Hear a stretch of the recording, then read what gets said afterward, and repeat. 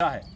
अगर आपको लगता है कि किसी ने आपके साथ आपका सहयोग नहीं किया, तो सार्वजनिक रूप से मीडिया में जाकर ये मांग कभी नहीं की जा सकती। एक पार्टी का एक उचित फोरम होता है।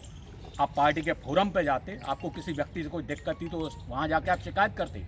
आप जैसे ही चुनाव हारते हैं, आप बाहर निकलते ही आप मीडिया के बीच में जाके आप सीधे आदरणीय जयंत मलैया जी पर आरोप लगाते हैं। ये घोर अनुशासनहीनता के दायरे में आता है।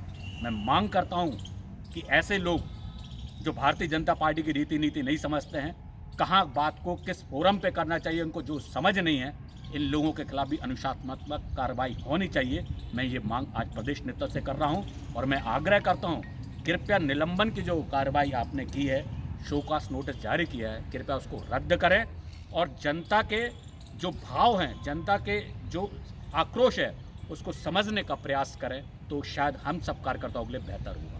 क्या लगता है कि जो शीर्ष नेतृत्व है ये जनाक्रोश समझना नहीं चाहता कि ये समझ नहीं पा रहा है?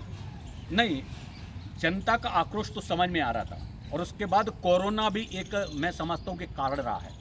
कोरोना बड़ा भयंकर तरीके से लोगों के बीच में फैल रहा था और लोगों ने कहीं ना कहीं इसका दोषी भारतीय जनता पार्टी के प्रत्याशी को माना कि इनके कारण ये चुनाव थोपा गया है।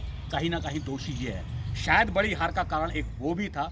ये हम सब की बात समझ में आ रही थी, प्रदेश नेतृत्व की बात समझ में आ रही थी, लेकिन चूंकि चुनाव के बीच में उतर चुके थे तो उसमें कुछ किया नहीं जा सकता था। नहीं, मेरा प्रश्न ये है कि वीडी शर्मा जी यही तो एक प्रश्न है कि सारा प्रदेश का पूरा संगठन दमों में था, ईमानदारी से सारे लोग काम कर रहे, तो हर कार्यकर्ता पे एक नज़र थी।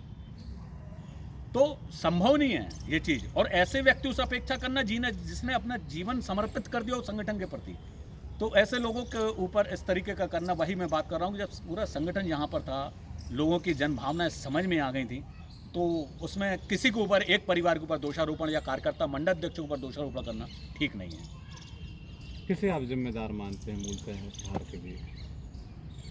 शायद मैं जो समझता हूँ कि